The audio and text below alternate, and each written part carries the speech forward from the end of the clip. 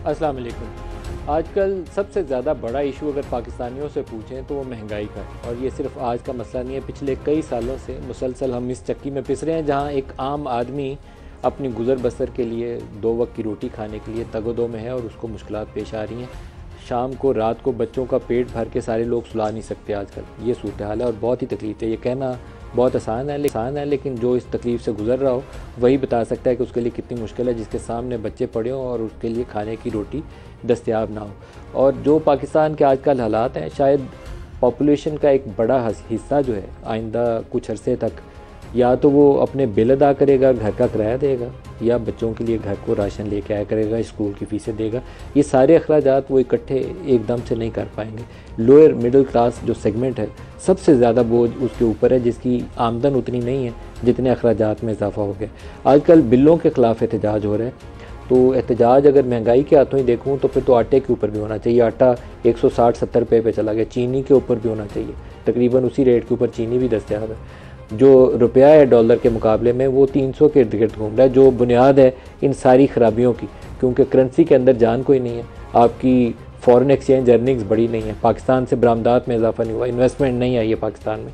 उसकी वजह से रुपये के ऊपर दबाव मुसलसल बढ़ता जा रहा है। 104 रुपये के ऊपर इसाक डार के ऊपर लोग कहते थे कि इसने मसनूई तरीके से रोक के रखा हुआ है 2017 में डॉलर को। PTI की हुकूमत आई तो रुपया गिरना शुरू हो गया, क्योंकि फौरी तौर पर IMF के पास नहीं गए थे। जिस दिन PDM ने नो कॉन्फिडेंस किया उस दिन इनको $189 रुपया मिला था, आज 300 पे। अंदाज़ा करिए कि इस 1.25 साल के अरसे में पाकिस्तान के साथ क्या बीत चुकी है। जितना रुपया गिरेगा उतनी इंपोर्टेड फ्यूल ऑयल जो है उसकी कीमत ऊपर जाएगी, उतनी बिजली बनाने की लागत ऊपर जाएगी, उतनी ट्रांसपोर्टेशन कॉस्ट ऊपर जाएगी, उतनी ही बाकी अशिया की कीमतें ऊपर जाएंगी। हर चीज़ पाकिस्तान में इंपोर्टेड है। LNG भी बाहर से मंगवाते हैं, फर्नेस ऑयल भी बाहर से मंगवाते हैं, तो कीमतें बहुत ऊपर चली जाती हैं। अब लोगों को कंपनसेट कैसे किया जाए? 2 दिन या तीसरा दिन आज है, प्राइम मिनिस्टर जो निगरान है वो इसके ऊपर मुलाकात कर रहे हैं। बिजली के मामले के अंदर एक बहुत बड़ा जो बोझ है पाकिस्तान के सर के ऊपर, वो सर्कुलर डेट का है। जिस कीमत के ऊपर हम बिजली बेचते हैं वो कीमत हम लोगों से मुकम्मल तौर पर वसूल नहीं कर सकते। बार बार कीमतें बढ़ा रहे हैं, 2 गुना, 2.5 गुना, 3 गुना कीमतें हो चुकी हैं पिछले 1 साल के अंदर, और इतनी कीमत बढ़ाने के बावजूद अभी भी हम वो पूरी कॉस्ट रिकवरी के ऊपर नहीं आए। वजह क्या है? वजह यह है कि बिजली की चोरी बहुत है। बाज़ ऐसी हमारे यहाँ डिस्कोज़ हैं, ये जो डिस्ट्रीब्यूशन कंपनीज़ हैं, जैसे पेशावर और हैदराबाद और कुछ अदर एरियाज़ हैं, जहाँ पर इतने ज़्यादा चोरी है, इतने ज़्यादा लॉसेस हैं कि बाकी पूरा पाकिस्तान उसका बोझ उठाता है। फाटा एरियाज़ और पेशावर वाली मिला लें और उधर से हैदराबाद वाली मिला लें और बलूचिस्तान को मिला लें, तो बाकी पूरे पाकिस्तान के ऊपर इस चोरी का बोझ है, जो कई 100 अरब रुपए के ऊपर है। इसी तरीके से जो सर्कुलर डेट हमने एक पावर होल्डिंग कंपनी बना के उसके अंदर पार्क किया हुआ है, वो भी अब हर महीने हम लोगों से तकरीबन 2.25 रुपये या 3.25 रुपये पर यूनिट के हिसाब से लोगों की जेबों से चार्ज करते हैं, हर बिल के ऊपर चार्ज करते हैं। तो एक तो हल ये है कि वो पावर होल्डिंग कंपनी वाला जो डेट है वो हम वसूल नहीं कर सकते किसी के साथ, बजाय लोगों को हर महीने एक टीका लगाएं और उसको तकलीफ़ में मुब्तला करें, वो आप उसको नेशनल डेट में कन्वर्ट कर दें। उधर से उठाएं उसको, 1.5-2 हज़ार पे बुक एंट्री होनी है, उसको उठाएं उधर से, और 70-80 हज़ार का जो कर्जा है उसके अंदर 2,000 और डालें, और उनकी जो बुक्स हैं बाकी कंपनीज़ की, एनर्जी सेक्टर की, वो क्लीन कर दें।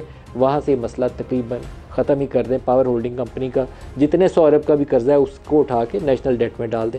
ये एक सोल्यूशन मुमकिन हो सकता है। दूसरा, जो पाकिस्तान के अंदर गैस पैदा हो रही है, वो गैस हम फर्टिलाइज़र प्लांट्स को भी दे रहे हैं, जो आगे कमर्शियल बुनियादों के ऊपर अपनी खाद बेचते हैं, उनको हम सस्ती गैस देते हैं, वो मुनाफा अपनी जेबों में डालते हैं। फिर हम कैप्टिव पावर प्रोड्यूसर्स को वो सस्ती गैस देते हैं, जो वो मुनाफा अपनी कंपनियों की बुक्स में पार्क करते हैं, जो भी उसके साथ करते हैं। एक आम सारफ से उसका कोई ताल्लुक नहीं है। तो सारी वो सस्ती gas in captive power producer से भी काट के और इन फर्टिलाइज़र कंपनियों से भी काट के, उसमें बड़े बड़े नाम है, एंग्रो का नाम उसमें शामिल होगा, उसमें और बड़े बड़े प्रोड्यूसर शामिल होंगे, सारों की वो गैस वहाँ से काटें और उसको, ये जो पावर प्रोड्यूसर को वो गैस दें और बिजली की जो प्रोडक्शन कॉस्ट है उसको नीचे लेकर आए। दूसरा ये सोल्यूशन है। और थर्ड, इसके ऊपर बिज़नेस रिकॉर्डर ने आज आर्टिकल भी किया है कि जो हमने 11,000 मेगावाट, ये जो CPEC के साथ हमने नए पावर प्रोजेक्ट्स लगाए थे चाइना की मदद से, उसका लोन जो है रीस्ट्रक्चर किया जाए चाइनीज़ हुकूमत की मदद से, उसको लॉन्ग टर्म बनाया जाए, बजाय 10 साल की मुद्दत का जो लोन है उसको 25-30 साल पे लेके जाया जाए, जिसकी उसकी जो फ्रंट लोडिंग है, इब्तदाई सालों के अंदर कॉस्ट है वो नीचे जाए, जिससे टैरिफ इंक्रीज़ करने की शरह वो बेहतरी उसके अंदर आ जाएगी। लेकिन अल्टीमेटली घूम फिर के जब तक रुपया नहीं संभलेगा, ये सारा कुछ करके भी अगर रुपया 300 की बजाय 350 पे पहुंच गया तो दोबारा प्राइस इंक्रीज का प्रेशर आएगा और हम इस विशियस साइकिल से बाहर नहीं निकल सकेंगे। आपको हर सूरत रुपए को इस्तेहकाम देना, ये बुनियाद है। फॉरेन एक्सचेंज अर्निंग अपनी बढ़ाइए, कुछ ना कुछ ऐसा ज़रूर करिए कि पाकिस्तान के अंदर डॉलर का इन्फ्लोज बढ़े, इन्वेस्टमेंट आ जाए, प्राइवेटाइजेशन प्रोसीड्स आ जाएं, ये जो पब्लिक सेक्टर एंटिटीज़ हैं इनको आप मार्केट में लाएं, इनको बेचें, बैंक्स के शेयर्स दे सकते हैं वो दें। आपको डॉलर्स की अर्निंग्स बढ़ानी है और कोई तरीकाकार पाकिस्तान के पास है नहीं।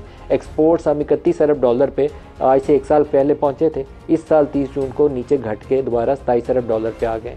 जो रिमिटेंसेस थी वो भी 1 साल पहले 31 अरब डॉलर पे पहुंचे थे, वो भी घट के 27 अरब डॉलर पे आ गई। 8 अरब डॉलर की आमदन कम हो गई है बजाय ऊपर जाने के। तो हमारे पास मौजूद हैं, वो अंडरस्टैंडिंग है, हमारे पास सॉल्यूशंस का भी पता है, लेकिन इम्प्लीमेंटेशन प्लान जो है वो नहीं है, कैपेसिटी नहीं है। और एक उसकी बड़ी वजह पाकिस्तान के अंदर सियासी मसाइल हैं। हम आपस की लड़ाइयों में इतना मसरूफ़ हैं कि किसको जेल में डालना है, किसके ऊपर FIR कटनी है, किसको रिहाई के बाद दोबारा पकड़ना है, किसको चोर डाकू के नाम से पुकार के उसका इमेज सियासी जो है तौर पर तबाह करना है। इन चक्रों में हमने कई साल लगवा दिए। यहाँ धरना करना है, यहाँ मुजाहरा करना है, इसकी हुकूमत बनानी है, इसकी गिरानी है, इससे हमें आगे निकलना पड़ेगा। अगर ये नहीं सोचेंगे तो फिर पाकिस्तान को बचाने का कोई और रास्ता नहीं है, और ये सारों को सोचना पड़ेगा, इस्टेब्लिशमेंट को, जुडिशरी को और पॉलिटिकल लीडरशिप को मिल के पाकिस्तान के मसाइल का हल ढूंढना पड़ेगा। जो आज प्रोग्राम में हमारे साथ शुरका हैं, सलम राजा साहब मारूफ माहिर कानून हमारे साथ इस्लामाबाद स्टूडियोज़ में, इसके अलावा कमर ज़मान कायरा साहब पाकिस्तान पीपल्स पार्टी से और खुर्रम दस्तगीर खान साहब PMLN से, दोनों हमारे साथ हैं। दोनों को खुश आमदीद कहूँगा। राजा साहब, आमतौर पर बिजली के बिलों के ऊपर तो आपसे सवाल नहीं करना चाहिए, लेकिन ये जो इस वक्त कॉम्प्लेक्स सिचुएशन है जो हम फेस कर रहे हैं, इसका सोल्यूशन आप सजेस्ट कर सकते हैं? सोल्यूशन क्या है? कभी बिजली के बिलों के हाथों लोग रुसवा हो रहे हैं, कभी आटे के हाथों, हमने देखा था ट्रकों के ऊपर बोरी फ्री आटे के लेने के लिए कपड़े तो हज़ारों लाखों ने फड़वाए थे, जाने भी लग गई लोगों की। तो ये सूरत हाल तो सस्टेनेबल नहीं है। नहीं, आप बिल्कुल ठीक कह रही हैं, और ये सबसे मैं समझता हूँ जो तशवीशनाक मसला है हमारा वो यही है। और जो आपने जायज़ा पेश किया बिजली के हवाले से वो बहुत मुफस्सल है और बड़ी हद तक मैं समझता हूँ दुरुस्त हैं। देखिए, कानूनी मामलात भी बिजली के हवाले से बहुत आते हैं, इसलिए कुछ नज़र हमारी रहती है बिजली के मामलात पे कि बिजली का जो टैरिफ है वो नेपरा मुकर्रर करती है, सूबों के दरमियान क्या तफावत है, मुख्तलिफ नौइयत के जो कंज्यूमर हैं उनको कैसे बिजली दी जा रही है, बिजली की चोरी की क्या सूरत हाल है। ये तमाम बातें वो हैं जिनकी तरफ आपने इशारा किया। लेकिन यहाँ एक हमें बिल्कुल एक मैं समझता हूँ एक यकसुई से एक फ़ैसला करना होगा कि हमने अपने तवानाई के सेक्टर को, उसमें गैस भी शामिल करें, गैस और बिजली को मिलाकर हमने ठीक करना है। देखें, गैस के हवाले से भी बहुत मसाइल हैं हमारे मुल्क में। हमारे सूबों के दरमियान तफरीक है। एक सूबा जिसमें गैस निकलती है वो समझता है, या आइन के रूह से ये दुरुस्त भी है बात किसी हद तक, कि उसका उस गैस पे पहले हक है, उसको वो सस्ती गैस मिलनी चाहिए। पंजाब जहाँ गैस नहीं निकलती, यहाँ हमें दरामद करके LNG जिसको कहते हैं, जो कि इंतहाई महंगी है, वो देनी है सनत को। तो सूबों के दरमियान भी एक चपकलश है। एक नुक्ता नज़र ये है कि गैस से हमें बिजली बनानी चाहिए। हम क्यों फर्नेस ऑयल से बिजली बनाते हैं बहुत बड़ी हद तक, जिसकी वजह से बिजली की कीमत बढ़ जाती है। यही गैस जो है उससे हम अगर बिजली बनाएं, बिजली सस्ती होगी तो हमारी सनत जो है वो दुनिया की मंडियों में कम्पीट कर सकेगी, मुसाबकत में शामिल हो सकेगी। मेयार को भी हमें देखना है, सनत की कीमत को भी देखना है। तो ये बड़ी गहरी बातें हैं और बिलाखिर हमें अपनी बरामदात को बढ़ाना है। देखिए, दो हमारे डेफिसिट रहते हैं। एक हमारा करंट अकाउंट का डेफिसिट रहता है कि हमारी जो बरामदात हैं वो कम हैं, जो हमारी दरामदात हैं वो ज़्यादा हैं। 20, 22, 25 बिलियन डॉलर का सालाना एक फ़र्क हमारा रह जाता है, और उसके लिए हमें कुछ तो मामला रेमिटेंस से जो हमारे वर्कर पैसे भेजते हैं, बाकी हमें फिर कर्ज़ों के लिए तगोदवा करनी पड़ती है। दूसरी तरफ हमारा मामला है फिस्कल डेफिसिट का। जितने टैक्स हम इकट्ठे करते हैं या हमारी वफाकी हुकूमत ले सकती है, वो कहीं कम है अखराजात के मुकाबले में। सिर्फ जो हम कर्ज़ों पे सूद देते हैं, जो इंटरेस्ट देते हैं मुल्क के अंदर, जिन लोगों ने नेशनल सेविंग सर्टिफिकेट लिए हुए हैं, उनको ही अगर हम देख ले तो उसका इतना बड़ा तनासुब हमारे टैक्स रेवेन्यू का वहाँ चला जाता है। फिर दिफा है, दीगर अखराजात है, तो सारा बोरो रिसोर्सेज उसके लिए फिर हम करते ये हैं, चूँकि हमारे अखराजात जो हैं, जो अंदरूनी अखराजात हैं, वो हमारे टैक्स रेवेन्यू और दीगर जो रोज़गार के या इनकम के ज़रिए हैं हुकूमत के, उससे कहीं ज़्यादा हैं, तो हमें मनी सप्लाई को बढ़ाना पड़ता है। हम नोट छापते भी हैं, बैंकों से कर्जे भी लेते हैं, उससे फिर इन्फ्लेशन, जिसको अफरात ज़र कहते हैं, वो होता है। और वो जो विशेष सर्कल आपने कहा है कि हमारी चीज़ों की जब कीमतें बढ़ती हैं, हम उन्हें और हम इस साइकिल को ब्रेक बरामद नहीं कर करके, सकते, बरामद नहीं कर सकते हम जब, तो फिर हमारा वो डेफिसिट जो एक्सटर्नल इस साइकिल को डेफिसिट हम है, ब्रेक नहीं कर पा रहे, इस उसी में साइकिल को फंसे हम हुए हैं। ब्रेक नहीं कर पा रहे। हमें काबू पाना है। मैं समझता हूँ बुनियादी मसला हमारा तवानाई का है। तवानाई के मसले पे हम काबू पाएं, हमारी सनत जो है वो बेहतर हो, वो दुनिया में कम्पीट कर सके। हमें अपने मुल्क के अंदर ऐसी नौकरियां पैदा करनी हैं जो एक 5, 6, 8, 10 जमात पास जो शख्स है वो कर सके। आईटी तो अपनी जगह है, लेकिन आपके करोड़ों लोग वो हैं जो नहीं आईटी की सनत में जाएंगे। उन्होंने कंस्ट्रक्शन साइट पे जाना है, इमारतों में जाना है, उन्होंने खुरम साहब खेतों से भी में इस पे राय जाना लें। है। खुरम दस्तगीर साहब, आपने तो पावर मिनिस्ट्री चलाई है, आप बताइए इस वक्त जो पावर सेक्टर की सूरत हाल है, जो प्रेजेंटेशंस दी जा रही हैं, उसके अंदर मुझे लगता है कि बहुत सारी मामलात के अंदर हमारे पास करने के लिए गुंजाइश ही नहीं है। कभी फिस्कल कंस्ट्रेंट्स आ जाएंगे, कभी डॉलर की कमी आ जाएगी। क्या करने की ज़रूरत है, क्या कर सकते हैं हम? लेकिन एक बात जरूर मलिक साहब आपके नाज़रीन के सामने होनी चाहिए कि ये महंगाई कोई दायमी नहीं है। ये 2018 तक, 2017-18 में जब मुस्लिम लीग नून ने अपना दौरे हुकूमत मुकम्मल किया, उस साल 3.4% महंगाई की शरह थी। और फूड इन्फ्लेशन जो शाय खुर्दनोश की थी महंगाई थी, वो सिर्फ 1% थी। तो ये जो बड़ा खुरम साहब, अजाब आया है। 2017-18 का कंपैरिजन जो है वो मेरे ख्याल है 22-23 के अंदर बहुत मुनासिब नहीं होगा। 5 साल के बाद दुनिया बदल जाती है सर। दरमियान में कोरोना ने दुनिया बदल नहीं, दी, लेकिन फ्यूल लेकिन प्राइसेस का वो जो इंटरनेशनल मुस्तकिल इम्पैक्ट है उसने मुस्तकिल दुनिया बदल दी, देखिए यूक्रेन वॉर ने दुनिया 2000 बदल ये दी। सियासी नहीं है मामला, 2018 मनी के बाद सप्लाई इंक्रीज हमारी होती रही है। 2018 के बाद से तो मुस्तकिल अगर महंगाई में इजाफा, हालांकि मैं उससे पहले भी, आपको मुझसे बेहतर मालूम है कि हम भी आईएमएफ के प्रोग्राम में थे। उसके बावजूद, आईएमएफ प्रोग्राम में होने के बावजूद हमने महंगाई कम की। 2015-16 आप कहेंगे बहुत देर हो गई। पाकिस्तान की तारीख की गालिबन सबसे कम महंगाई 2.8% उस साल थी। तो ये कहना दुरुस्त नहीं है कि हमेशा से महंगाई थी। ये एक जरूर चैलेंज पिछले 4 साल में आया है, और खासतौर पर तवानाई का जो सेक्टर है, अब उसमें बड़ा क्लियर है कि जो बहुत सारे काम करने वाले थे उसका हमने बड़ा अच्छा आगाज कर दिया। मसलन अगर हमें इंपोर्टेड फ्यूल से बनाई हुई बिजली से जान छुड़ानी है, उसके हमारे सामने 2 या 3 हल मौजूद हैं, जिसका हमने आगाज कर दिया कि सिर्फ 15 महीनों में 2000 मेगावाट नए हमने थर्क के कोयले से ऐड किए हैं सिस्टम के अंदर। हमने 1100 मेगावाट का जो कराची 3 का न्यूक्लियर प्लांट है वो ऐड किया है। ये सारे वो प्रोजेक्ट्स हैं जो 2017-18 में शुरू किए गए थे, 16 में, जो कि खुरम 4 साल साहब, मेरा मुकम्मल एक नहीं हुए, आपसे अब सवाल मुकम्मल है। हो गए। जब इमरान खान को हुकूमत मिली 2018 में, उससे पहले वो 10 साल एक ही नारा लगाते थे कि ये चोरों और डाकुओं की वजह से पाकिस्तान तबाह हो गया। 4 साल हुकूमत में आके भी उन्होंने यही नारा लगाया कि ये चोर डाकुओं की वजह से महंगाई हुई है, नहीं तो हमने तो पाकिस्तान ने तरक्की कर लेनी थी। अब नहीं, पिछले लेकिन 15 माह उनसे 16 माह जो सवाल तो आपने बनेगा हुकूमत ना गुजारी, कि आपने कहा कि ये 4 साल क्योंकि पीटीआई की हुकूमत थी इसलिए पाकिस्तान तबाह हो गया, हम तो 2017-18 में बहुत तरक्की कर रहे थे। उन लोगों को इससे क्या फ़र्क पड़ेगा कि आप उस पर इल्ज़ाम नहीं, डालते लोगों रहे? को लोगों का मसला ना आपने हल किया है ना इमरान ने हल किया। नहीं, मलिक साहब, इससे इससे फर्क पड़ेगा कि ये सिर्फ 15 महीनों में 5000 मेगावाट नई बिजली, पाकिस्तानी बिजली ऐड हुई है। ये आज अगर फौरी तौर पर नहीं, जो अगस्त के महीने के आखिर में नहीं, लेकिन फर्क पड़ेगा जैसे जैसे थर कोल की बिजली जो है सिस्टम में ऐड होगी। लोगों को इस बात से फर्क पड़ेगा कि हमने जो इमरान खान ने 2467 अरब रुपए का सर्कुलर डेट 31 मार्च 2022 को छोड़ा था, वो 30 जून को 157 अरब रुपए कम हो गया। 2310 रुपए है। 30 जून को 10 अरब रुपए था जो सर्कुलर डेट भी घटाया है, पेमेंट्स की हैं। इसका फर्क पड़ेगा।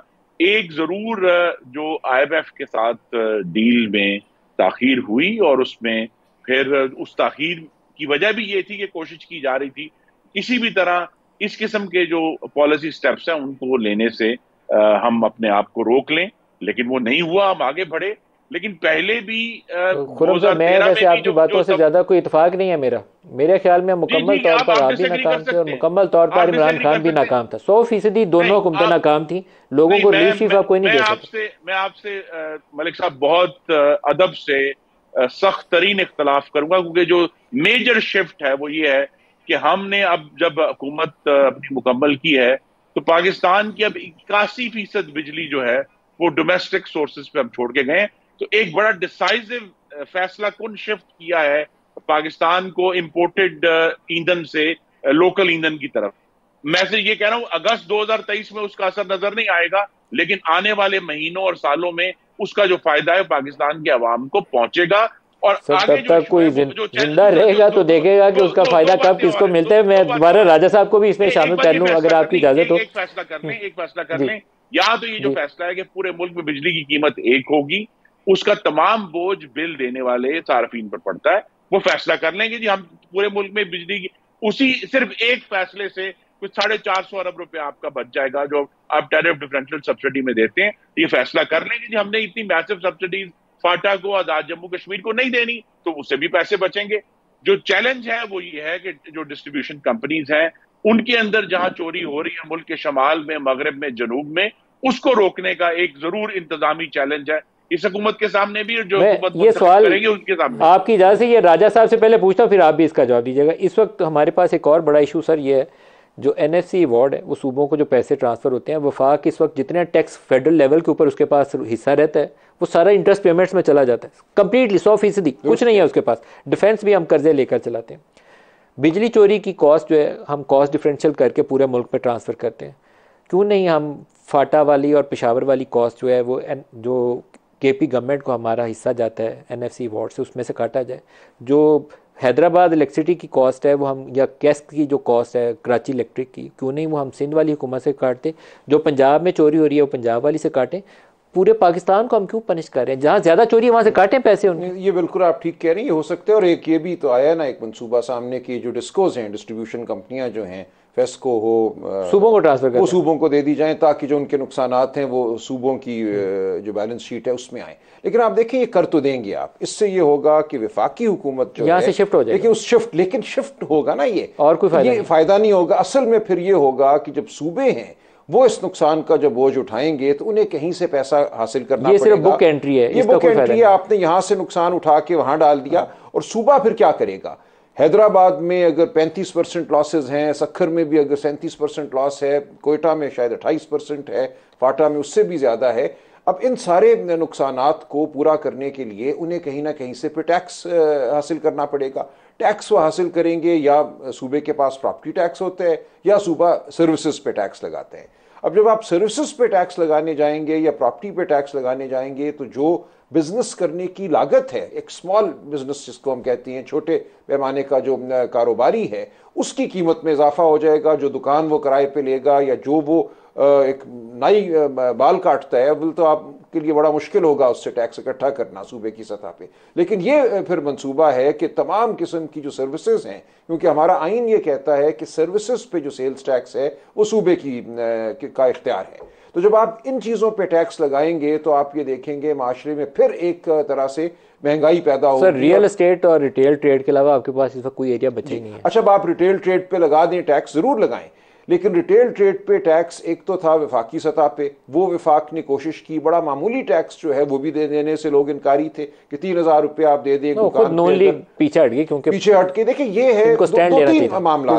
एक तो सूबे और मरकज की सतह पे आपने जो कहा तफावत है, सूबा कैसे टैक्स इकट्ठे करेगा, वो टैक्स जो मरकज इकट्ठे नहीं कर सका आज तक, जिनके लिए आपको एक बहुत बड़ी सियासी कुव्वत भी चाहिए और सियासी एक हिम्मत चाहिए कि आपके अगर वक्ती तौर पे आपकी मकबूलियत पे फ़र्क भी आता है तो मुल्क के लिए आप वो कर गुजरें। ये कोई हुकूमत नहीं कर पा रही और इसको हमें सियासत से बालातर होकर देखना होगा। इसका ताल्लुक PMLN PTI से नहीं है, ये हमारे स्ट्रक्चरल इशूज़ हैं, ये हमारी बुनियाद में ये मामला पैदा हो गए हैं। देखिए अगर बात हम थोड़ा सा पीछे लेके जाएं, जो हमारी एक्सपोर्ट्स हैं जिनको बरामदात कहते हैं, GDP हमारा, उसका रेशो अगर आप देखिए पिछले कई सालों से हमारी exports as ratio of GDP गिर रही हैं और बहुत बड़ा एक जो गिरावट आई वो 2013 में आई। उसके बाद 5 साल तक, या हफीज पाशा साहब की किताब पढ़ें, हमारा एक्सचेंज रेट ओवर वैल्यूड रहा। जब तक मिफ्ता साहब ने 2017 में आके एक्सचेंज रेट को डिवैल्यू नहीं होने दिया था दिसंबर तक, वो अरसा 4 साल का ऐसा है कि हमारा एक्सचेंज रेट बहुत बड़ी हद तक ओवर वैल्यूड था, जिसकी वजह से हमारी एक्सपोर्ट्स, हमारी जो बरामदात हैं, सर उसको अंडर वैल्यूड करके भी कोई फायदा नहीं हुआ। नहीं हुआ, लेकिन मिथ है कि ब्याज गिराएंगे तो एक्सपोर्ट बढ़ जाएंगे। उस अरसे में करंट अकाउंट आपका डेफिसिट बढ़ता रहा, उसकी वजह से आपकी डिवैल्यूएशन होती रही, इन्फ्लेशन होना शुरू हो गई, फिर आपने मनी सप्लाई बढ़ाई। ये सब चीजें मरबूत हैं और ये आजकल की बात नहीं है, ये पिछली कई दहाइयों पे फैला हुआ मामला है। खुर्रम साहब, अगर मैं आपसे सोल्यूशन पूछूं, 2-3 क्विक फिक्स अगर पावर सेक्टर के हैं तो आप क्या सुजेस्ट करेंगे? जी, सबसे बड़ा सोल्यूशन ये है कि हमें एक तो जो आईपीपीज की कैपेसिटी पेमेंट्स हैं वक्त के साथ, चूंकि अब जैसे जनरेशन बढ़ रही है तो कैपेसिटी पेमेंट्स में इजाफा हो रहा है, उसका हमें पार्लियामान से कोई एक्ट के जरिए सोल्यूशन निकालना होगा कि हम उसको कम कर सकें। और अभी तक तो कोशिश ये की गई कि निगोसिएशन के जरिए, लेकिन इसके लिए हमें एक लेजिस्लेशन चाहिए ताकि वहां से कमी हो। दूसरा ये है कि हम मसलन से कराची इलेक्ट्रिक को बहुत massive traffic tariff differential subsidy देते हैं, तो कुछ सालों के लिए जो कराची इलेक्ट्रिक का हमारा इस साल 171 अरब रुपए देंगे हम वफाकी हुकूमत, तो लिहाजा उनको जो बिजली है वो तमाम की तमाम वफाक से सप्लाई की जा सकती है। अब सिंध में ऐसे जराए मौजूद है ताकि कम से कम हम 171 अरब रुपए तो बचा सकें। तीसरा जो इशू है वो ये है कि हमें ये जो मुख्तलिफ किस्म के टैक्सेस हैं, जैसे हम इनकम टैक्स वसूल कर रहे हैं बिजली के बिलों में से, वो निकाला जा सकता है ताकि जो वो एफबीआर खुद इकट्ठा करे। अगर बिजली के जो डिस्ट्रीब्यूशन कंपनीज हैं वो क्यों कलेक्शन एजेंट्स बनी हुई हैं एफबीआर के लिए, तो वहां से भी एक फौरी रिलीफ आ सकता है। लेकिन असल वही रिलीफ है जिसका तरफ मैंने शुरू में आगाज किया और आपने मेरे से इख्तलाफ किया, वो ये है कि हमें जो अपने थर कोल है, अपना जो सोलर है, उसमें एक मैसिव इंक्रीज करना है ताकि हम वक्त के साथ आईबीबीज के चंद साल 2 या 3 साल रह गए, जैसे वो खत्म होंगे हमारे पास अपनी बिजली उस सस्ती मयार की हो जिसके नतीजे में हम बिजली की कीमत कम कर सकें। लेकिन आपने जिसकी तरफ जो बहुत ही गहरा मामला है उसकी तरफ इशारा किया है कि रुपए की जो कीमत है जब तक वो स्टेबलाइज नहीं होगी तब तक ये चैलेंजेस रहेंगे। और यहाँ आपके नाज़रीन को बताना जरूरी है कि डॉलर इनफ्लो से सिर्फ काम नहीं बनता। जुलाई में 5.1 अरब डॉलर के इनफ्लोज हुए पाकिस्तान में, उसके बावजूद हम देख रहे हैं कि पाक रुपी स्टेबलाइज नहीं हो रहा। तो यहाँ बड़े सीरियस इश्यूज हैं। टैरिफ डिफरेंशियल सब्सिडी को चेंज करें वहां, और दूसरा ये है कि जो एक लॉन्ग टर्म, उसका कोई शॉर्ट टर्म सोल्यूशन नहीं है कि जो डिस्ट्रीब्यूशन कंपनीज पाकिस्तान के शमाल में, मगरब और जनूब में है, उनकी जो मैनेजमेंट है उसको बेहतर करें। सिर्फ सूबों को दे देने से ब्रेक करीब आ गई है, मुझे ब्रेक लेनी है। डॉलर में पाकिस्तान से जो अफगानिस्तान डॉलर स्मगल हो रहा है, एक छोटी सी अमाउंट है, 5-7 मिलियन डॉलर या 10 मिलियन डॉलर एवरी डे जाता है वैसे वो ये रकम, उसने हमारा बेड़ा गर्क कर दिया हुआ रुपए का। उसको हमें चेक करना है। ये नेशनल सिक्योरिटी का मामला है, पता नहीं हम क्यों नेशनल सिक्योरिटी हमारी एक बंदे के नारा मारने से हिल जाती है। वो 10 मिलियन डॉलर रोज़ जा रहा है और पूरी इकॉनमी को बिठाया हुआ है, वो उसके ऊपर आके नहीं हिलती। ब्रेक ले लें, हमारे साथ रहिएगा। प्रोग्राम में दोबारा खुश आमदीद कहते हैं। आजकल पाकिस्तान की सूरत हाल यह है कि एक आम आदमी को तो बिजली के बिल देने के पैसे नहीं हैं, ख़रीदने के लिए 2 वक्त की रोटी भी नहीं है उसके पास। शाम को बच्चों का पेट भर के वो उनको सुला नहीं सकते सारे लोग। लेकिन पाकिस्तान की लड़ाइयाँ इस वक्त कुछ मुख्तलिफ नौइयत की हैं। पहले एक ज़माना था कि फोकस इस इशू के ऊपर था कि चोर हैं सारे स्वाई इमरान खान के, इसके ऊपर बहुत ज़ोर था, सारे चोर और डाकुए पाकिस्तान को लूट के खा गए। लेकिन 10 अप्रैल 2022 के बाद फोकस ये है कि वो घड़ी चोर है, और 9 मई के बाद एक और फोकस शिफ्ट हुआ है, वो ये है कि वो मुल्क दुश्मन है। उसने जिना हाउस लाहौर पे GSQ के ऊपर हमला किया है और इस वक्त उसकी सारी पार्टी तितर बितर है। सियासी मसाइल अपनी जगह पे मौजूद हैं, उनको हल भी होना, उस पर बहस करना, तकरार करना, नारेबाजी करना पूरी दुनिया में होता है। लेकिन लड़ाइयाँ इस नहज पर चले जाना कि कहीं पे GHQ पे अटैक हो जाए, वो काबिल कबूल नहीं होता। लेकिन इस नहज पे चले जाएँ कि अपने सियासी मुखालफिन को, किसी को 15 किलो हीरोइन पे डाल दें, किसी को प्राइम मिनिस्टर को काल कोठरी में डाल दें, शाहिद खान को। और अभी इमरान खान के साथ जो कुछ हो रहा है, वो कहते थे सामने कैमरा लगा हुआ है। आज तो अपडेटेड रिपोर्ट यह है कि नहीं, अब उसको मुर्गी खाने को दे रहे हैं और गोश्त खाने को दे रहे हैं। लेकिन वज़ीर आज़म के साथ ये तीसरा वज़ीर आज़म होगा जिसके साथ ये सलूक हो रहा है। पहला नवाज शरीफ, दूसरा शाहिद खान अब्बासी और तीसरा भी इमरान खान।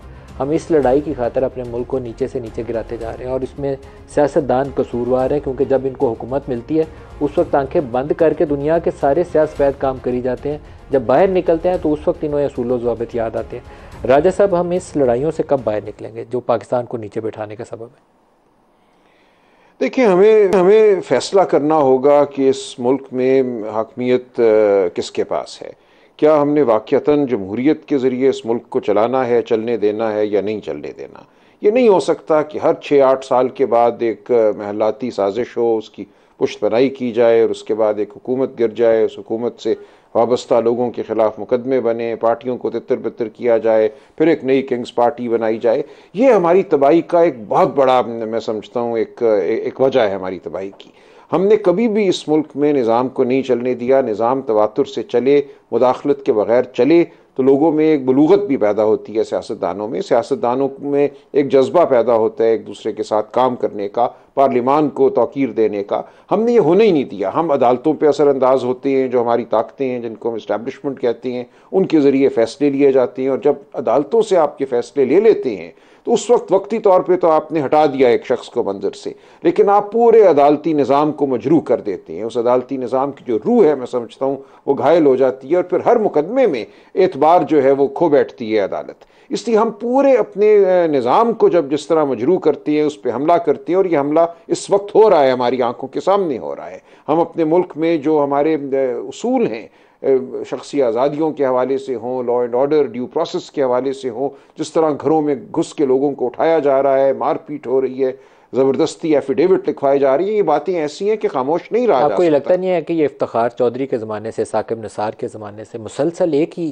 तरीका हो रहा है? उस वक्त जो भी 1950 से हो रहा है। आप मेरे साथ चलें, मैं आपको दिखाऊंगा 1949 में कंस्टिट्यूएंट असम्बली के 80% मेंबरान के खिलाफ करप्शन के मुकदमे कायम हो चुके थे दिसंबर 1949 में। तो ये कोई नई तरकीब नहीं है, ये मामला शुरू दिन से चल रहा है।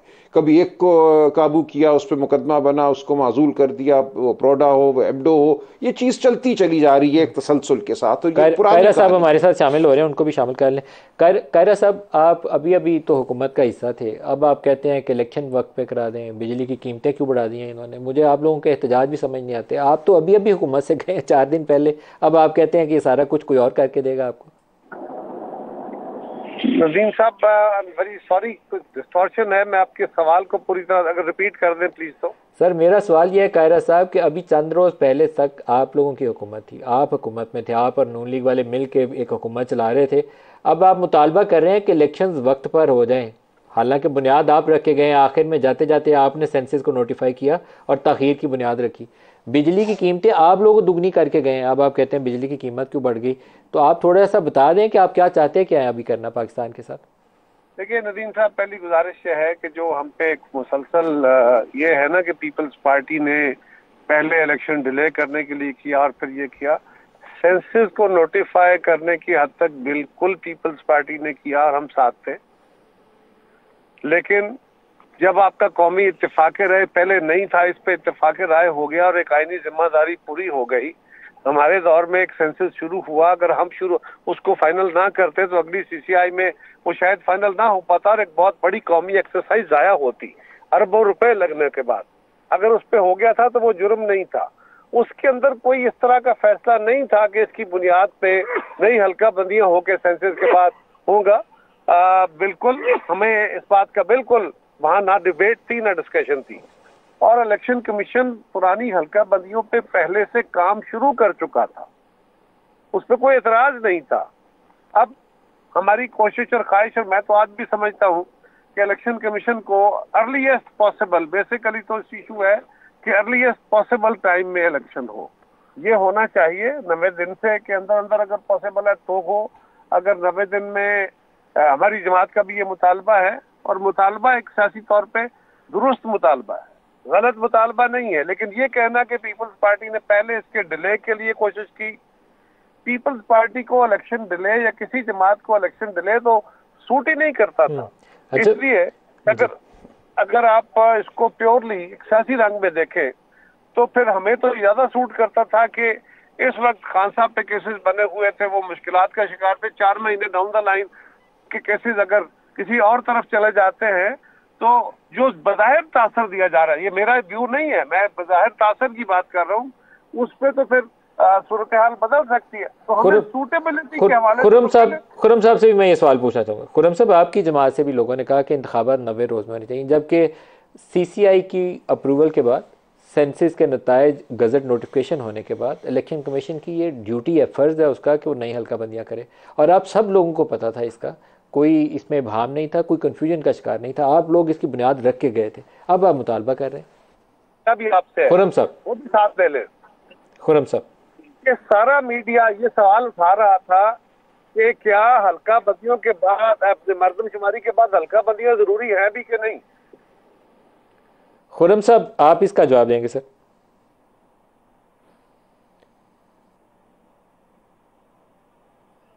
खुर्रम दस्तगीर साहब, आपको मेरी आवाज आ रही है? जी आवाज आ रही है, अब आनी चाहिए आवाज। जी जी जी, खुर्रम साहब आपसे सवाल था इलेक्शंस के जरिए अपनी हुकूमत मुंतखब करना पाकिस्तान के अवाम का हक है, लेकिन उनका इतना ही जमहूरी हक ये भी है कि वो जहां जहां मौजूद हैं उनका शुमार दुरुस्त किया जाए, जिसकी बुनियाद पर सूबों के अंदर जो है मुख्तलिफ जिलों में नशिस्तें सूबाई असम्बली की और कौमी असम्बली की जो है वो मुनकसम होनी है।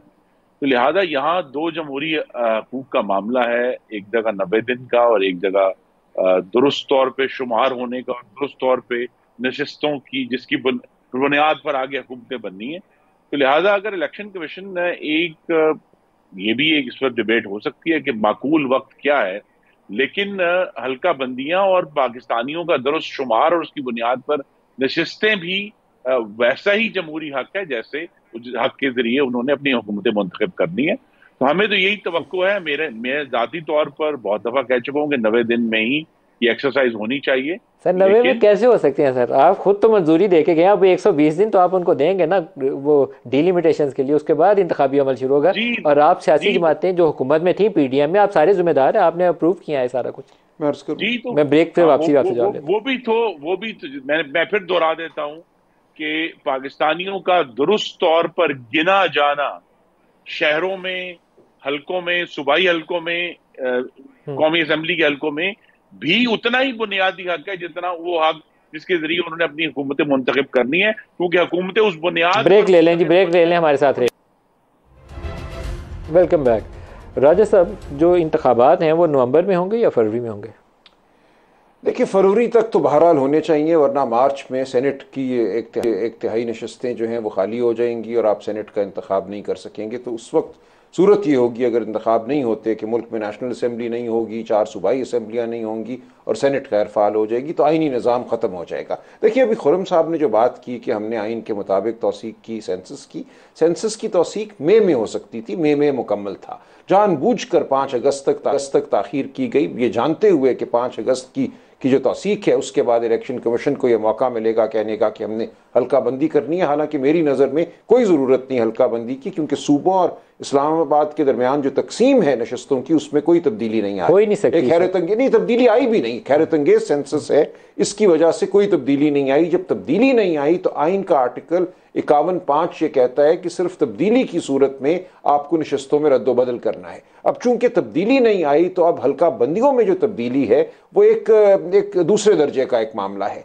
पुरानी हल्का बंदी पे भी अगर इलेक्शन हो जाते हैं तो हर वो शख्स जो 18 साल की उम्र का हो चुका है उसको वोट देने का हक होगा। ये तो साथ साथ इलेक्टोरल है वो अपडेट हो रहा होता है। एक वेरी ब्रीफली प्रोग्राम एंड हो जाए इससे पहले आपसे भी और खुर्रम साहब से दोनों से एक सवाल है।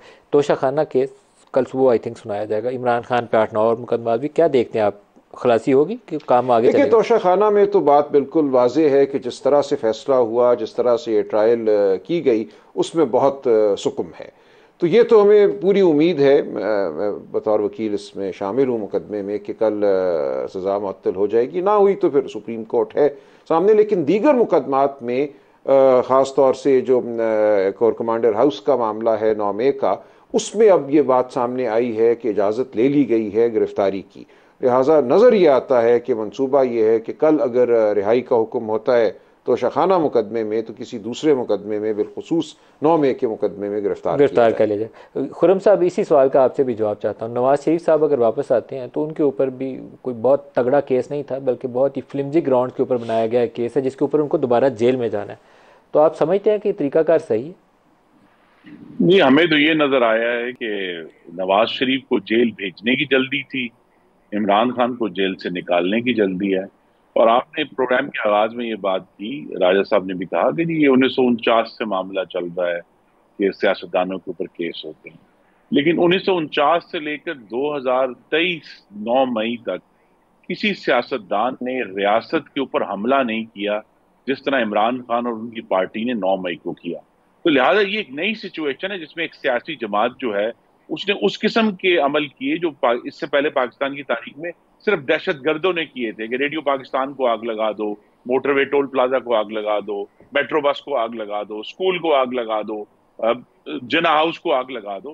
तो लिहाजा ये एक नई सिचुएशन है कि 9 मई को अगर आप सिर्फ उस नजर से देखेंगे कि जी वो एक सियासी एहतजाज था, वो एहतजाज नहीं था, वो एक हमला था। और वो इससे पहले यानी कई नस्लें गुजरी हैं सियासतदानों की जिन्होंने रियासती जबर को बर्दाश्त किया है, लेकिन किसी ने पाकिस्तान की इमलाक पर और रियासत के ऊपर उस तरह का हमला नहीं किया जिस तरह इमरान खान ने किया। तो लिहाजा उसके लिए उनको जरूर कानून का सामना करना पड़ेगा।